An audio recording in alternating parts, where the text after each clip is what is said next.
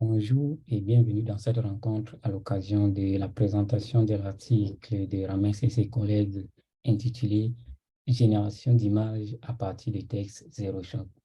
Dans cet article, les auteurs ont proposé une approche simple basée sur un transformateur qui traite les tokens de textes et d'images comme un flux, en un seul flux de données.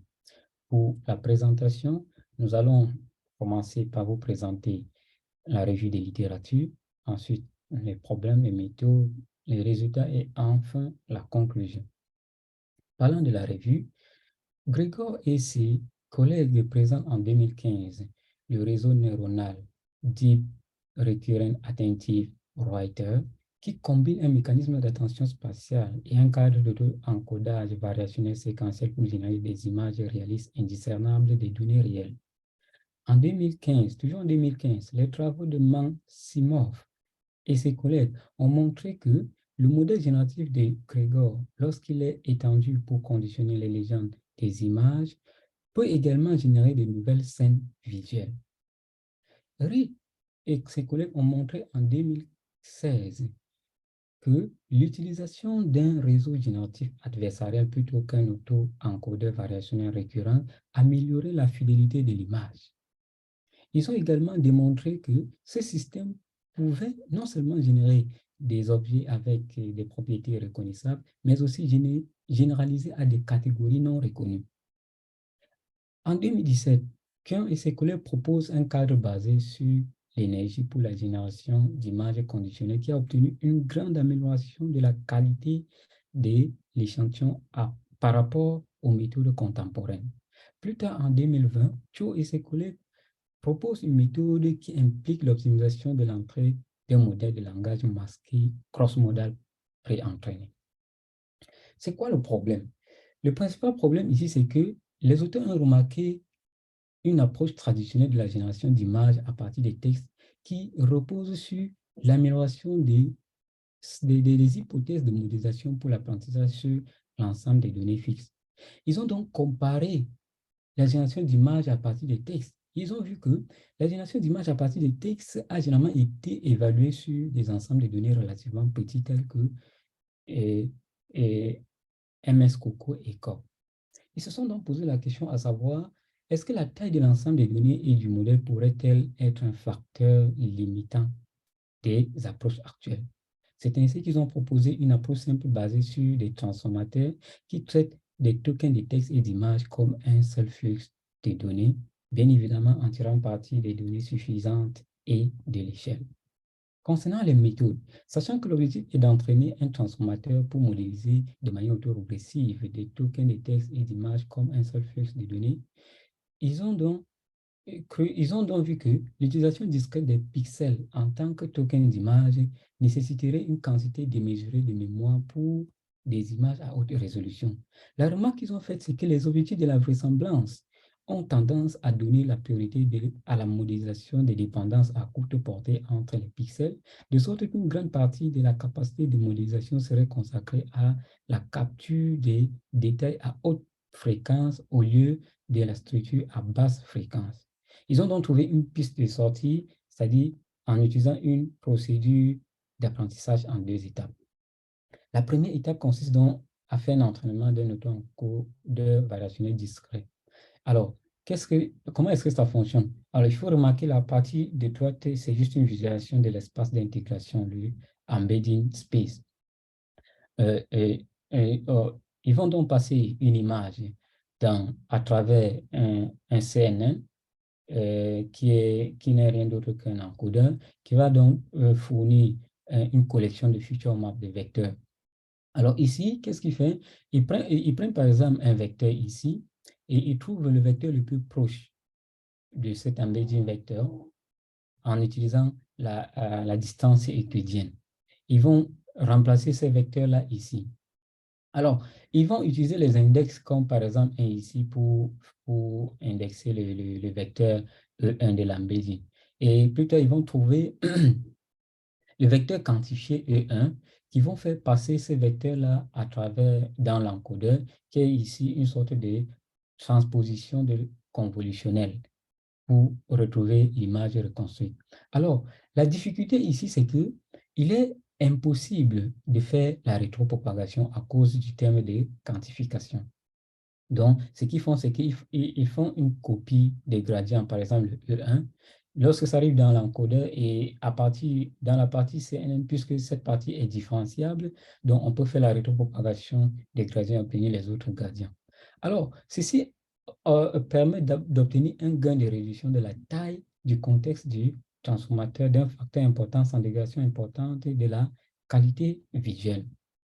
À l'étape 2, l'étape 2 consiste à faire un entraînement d'un transformateur autorégressif. Dans un premier temps, ils vont faire la concaténation sur 256 tokens de texte bas codés BPE avec des tokens d'image 32 par 32.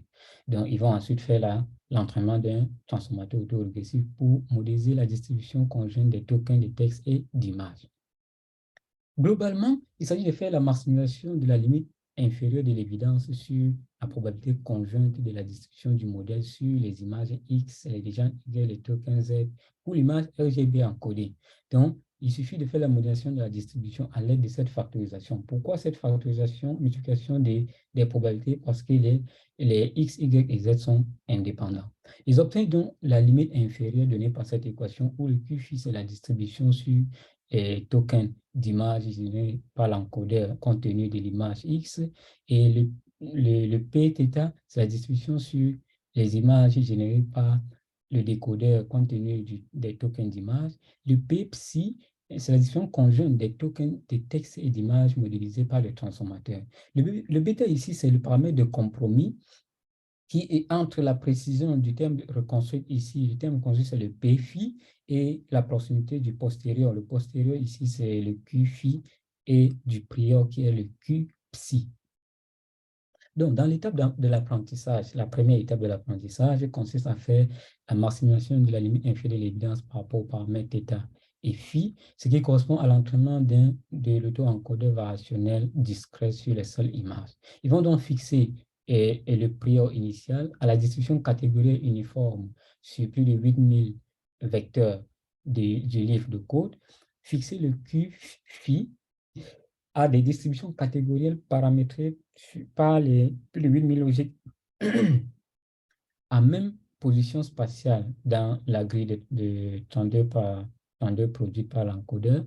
Et ils vont donc remarquer que la limite inférieure de l'évidence devient difficile à obtenir puisque le Q-psi est une distribution discrète et il n'est donc pas possible d'utiliser le gradient de reparamétrage pour le maximiser.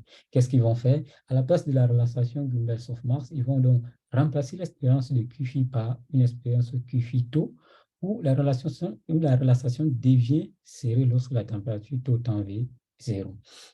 Ainsi, pour une meilleure stabilité de l'apprentissage, ils vont donc trouver un taux égal à 1/16e lorsqu'ils utilisent des convolutions 1 par 1 à la fin de l'encodeur et du décodeur, lorsqu'ils font des multiplications des activations sortant des blocs des encodeurs et du décodeur par une constante relativement petite. Ils vont donc remarquer qu'avec un bêta égal à 6,6, cela augmente la diminution de l'erreur à la fin de l'apprentissage. À l'étape 2 de l'apprentissage, le transformateur, pour l'étape 2 de l'apprentissage, le transformateur prend essentiellement des tokens et des textes et d'images. Ici, donc, on voit les tokens de texte et les tokens d'images.